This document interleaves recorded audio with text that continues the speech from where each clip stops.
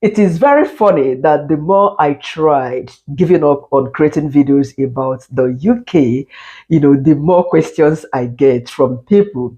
The topic I'm talking about right now, somebody asked me this particular question yesterday. Living in Essex, precisely. I think Essex is very close to London. It's a big city in London. And she was telling me about how hard it is, even in her church, mostly British people, and school, the same thing, and a whole lot of them. Anyway, making friends as an immigrant in the UK can actually take time, but sometimes using the right approach can make this come faster for everyone. Meanwhile, before I go on, my name is Chinyere Ojike. Like my video, subscribe to my channel, and keep coming back for more. One, be open and approachable. British people can actually seem somehow reserved at first, but once they get to know you, they open up, just smile, start a conversation if you can, though it's always hard starting a conversation with them because they are always serious, minding their business. We'll call it fake smile when they, that kind of 1 second smile. Hiya! The way they smile here. It seems unapproachable in a way. I know it's hard, to be honest. Everybody is just on their own. It's either you are going to work or you are back into your house. If I show you my streets now, you wouldn't believe that people are living on the street. Everywhere is dried like a ghost town, but there are houses and cars parked. This is how difficult it can be. Secondly, join local clubs or groups. Look for clubs related to your hobby. Maybe language club, if you don't understand English. This is not for a Nigerian person. Maybe sports team, gym, and a whole lot of them. Unfortunately, when you are new to a place like the UK and all other Western countries, you are not looking for a place to gym. You have come to collect money.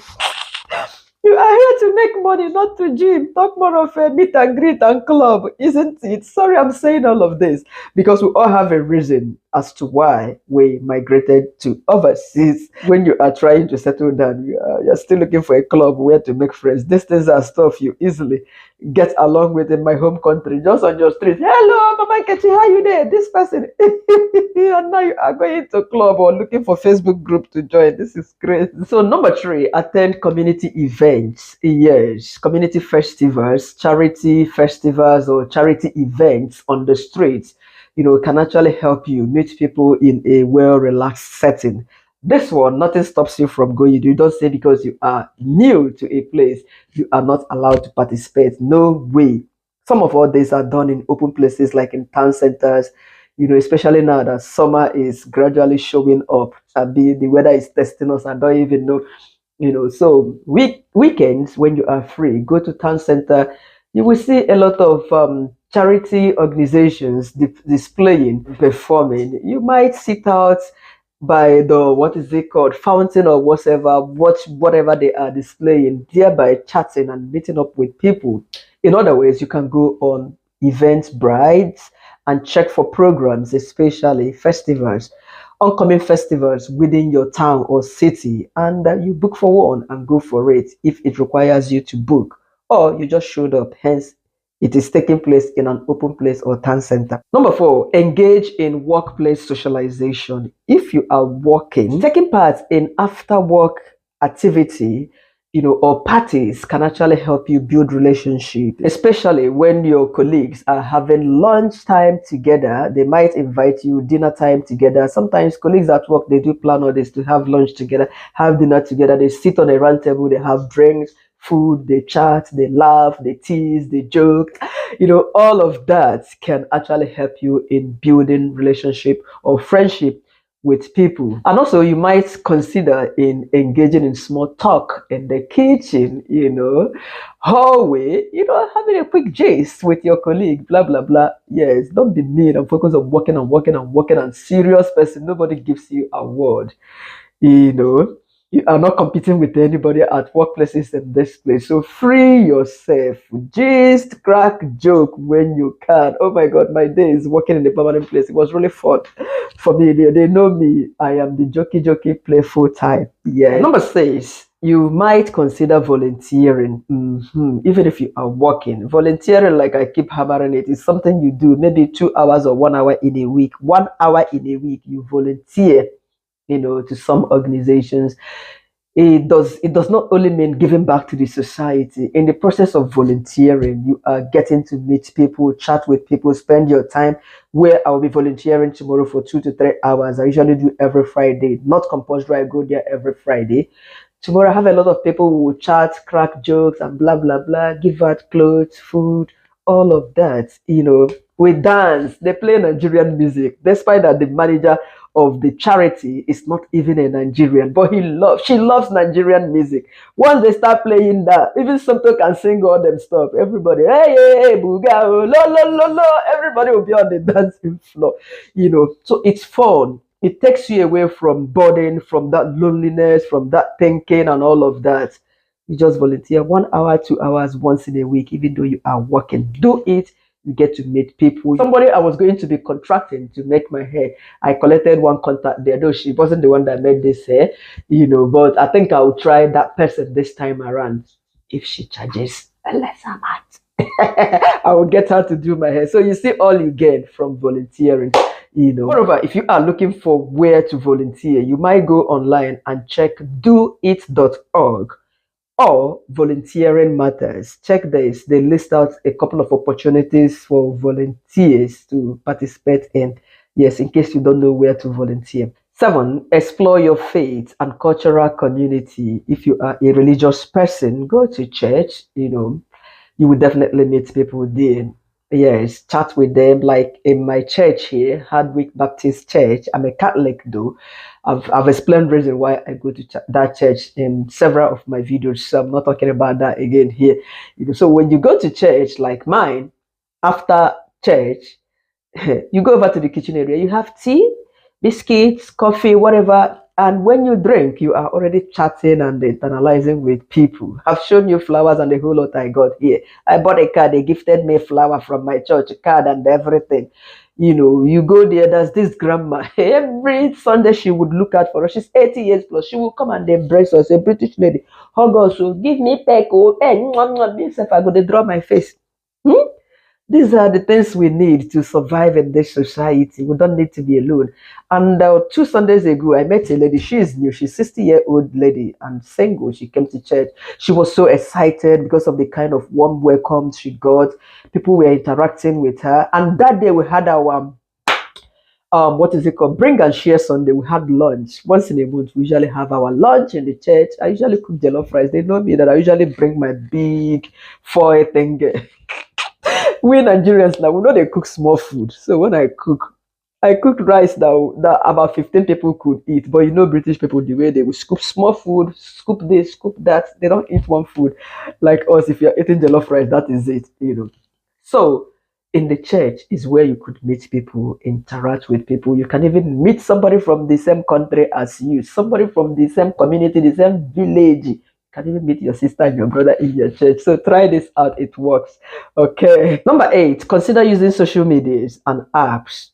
Apps like Bumble BFF and Nextdoor, even Facebook group can help you connect with people nearby. Many experts in the UK also use a platform they called Internations to meet other experts or friends. You might also want to check out that platform. It's called Internations. Check it out and see if you can connect with people of like minds on there. Number 9, consider going to the pub, because the pub is a great part of the British social life. However, people like us from Nigeria, Africa, we see going to the pub as, you know what pub means. We see it as a club or something like that. But that is not true. Even if you don't drink alcohol, they do say soft drink. Let me surprise you. My pastor had his 40th birthday party. That was 2 years ago in a pub. In a pub.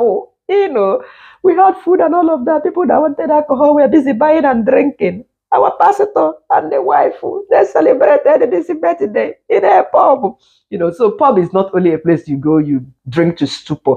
No, You can just go buy your soft drink, sit one side, have a chat. You can even go there for a meal, eat your food, jeje, use your eyes and see what is happening. People are dancing. You observe them. You think, that would actually distract you from worrying and blah blah blah. Looking at somebody and smiling would distract you from those loneliness.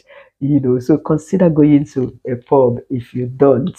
I've only been on the day my pastor invited me for his birthday party, me and Soto and my husband. I've never been to pub again, have I? I can't remember. Number 10, consider starting a conversation with your neighbors. If you can, say hi, hello. It doesn't take away nothing from you. If it is one that doesn't want to relate, forget the person.